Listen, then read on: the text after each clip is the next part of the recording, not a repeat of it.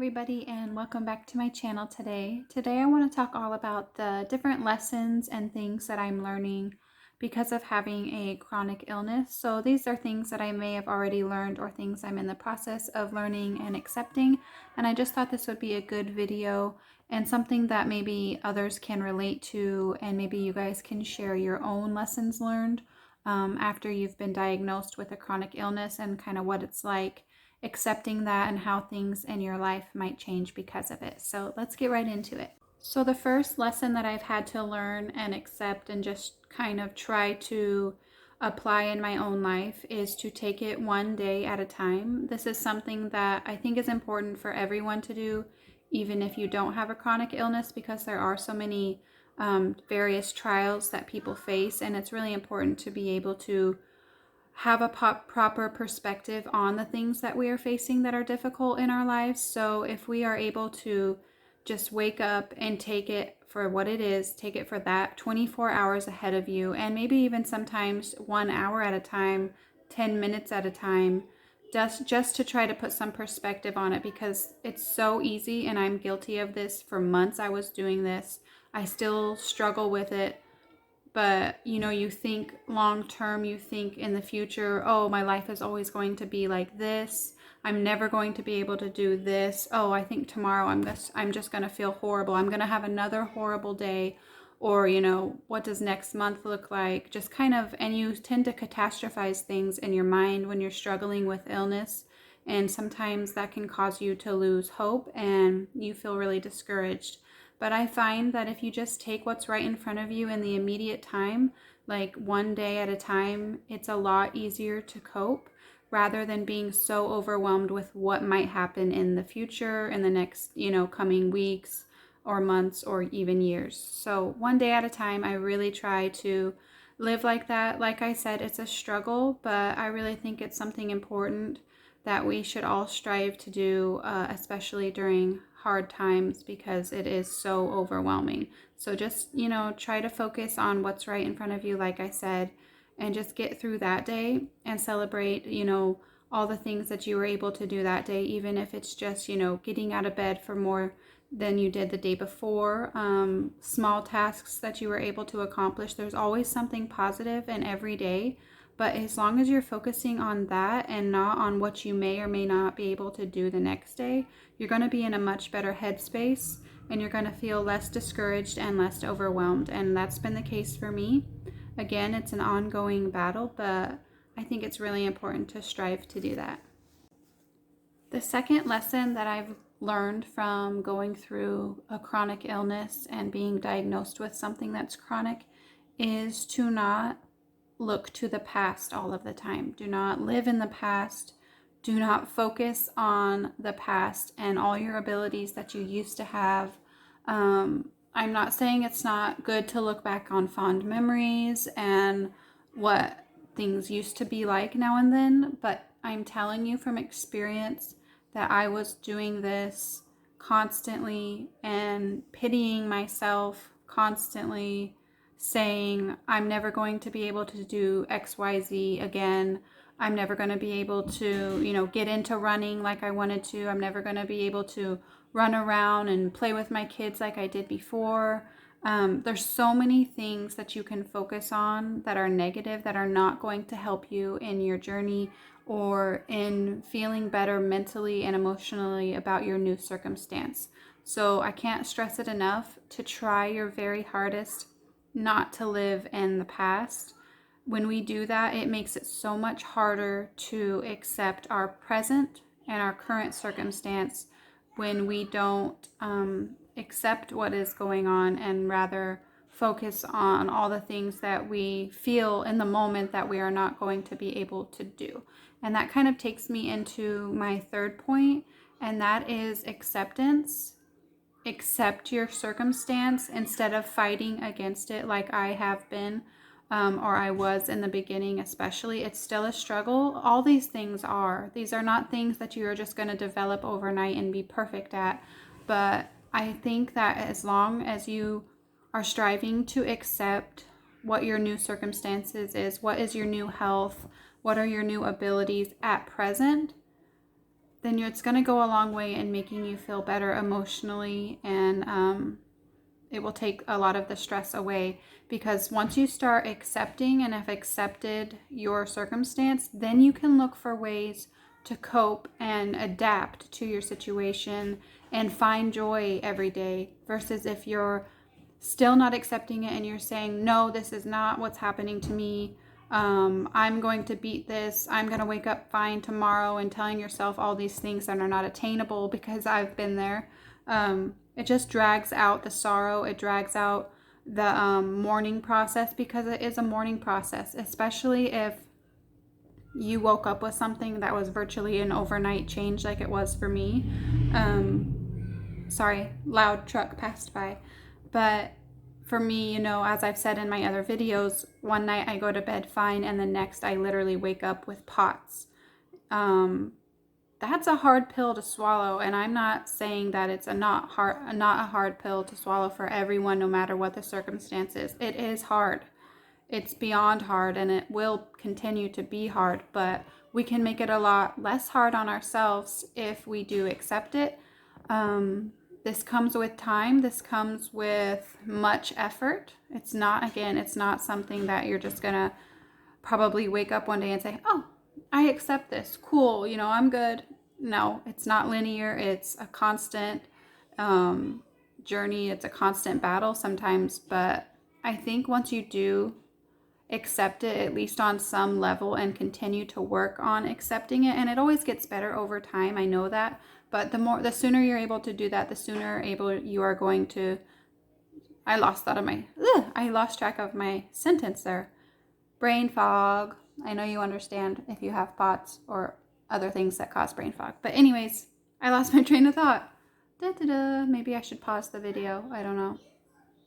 Anyways, the sooner you are able to try and accept your circumstances, the better able you'll be at learning methods of coping, and just being happier, and less bogged down by your diagnosis, and just moving on and accepting your new normal, but at the same time not losing hope for it to get better. And I want to stress that a lot.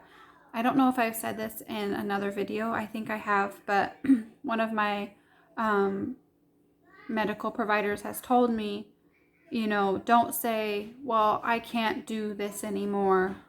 I'm not able to do that anymore. Just, replace that with, I can't do this right now. I can't do that right now. And I know this is going to vary depending on your disability or on your chronic illness. For mine, there is hope that I can improve and get, a lot better. And then for others, maybe you can't get a lot better, but there can be some improvements. So just kind of focus on hope and on, a brighter tomorrow. So yeah, that was my third point, was to try and accept your circumstance so that you can learn to cope.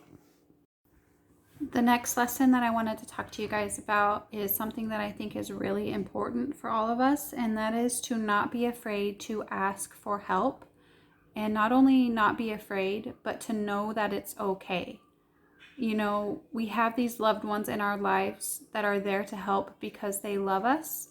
And, it brings them joy to help us. And there's no shame in needing help. If they truly love us and want to be there for us, then they're going to be, willing helpers. And even if it's just the smallest thing, asking for help can just take a huge weight off of your shoulders. And I've had to learn that, because sometimes our pride can get in the way. But when you physically cannot get out of bed and you have other responsibilities, you have little people in your life, your children that you need to take care of, and you physically cannot do it, you have to ask for help, not only for yourself, but for your children and their well-being. So I've learned this lesson. Even if it's something like, can you please wash the dishes, or help me take care of this or that around the house, because it just adds to the stress having those things not done. Don't be afraid to ask for help. I still have a struggle with that, and I have guilty feelings when my mother-in-law, because she's always the one to help us so much, and I'm so thankful for her. Hi, if you're watching. I still have a hard time with her helping, but I know she does it because she loves us, and I have to accept it. And I appreciate it so much because without her, I don't know where I would be, or, what life would be like right now, because she is just such a huge help to me with my children and with household things. So I've learned that sometimes in life we just need each other, and we need to help others, and we need to accept that help when we need it. So I hope that this can encourage you to do the same, and to know that there is really no shame in asking for help. And yeah, if you need help, you need help, and no one's going to look down on you for that. They're going to see that as an opportunity to help you and to show that they care, and it makes them feel really good when they're able to help you. So that's just something important to accept.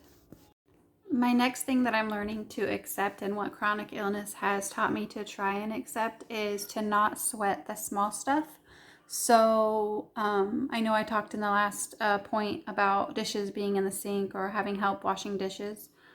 Some days you're just going to have to accept that, hey, I have dirty dishes, or hey, I have 2 or 3 or 4 loads of laundry to fold on the couch, but I don't have the energy right now to do it.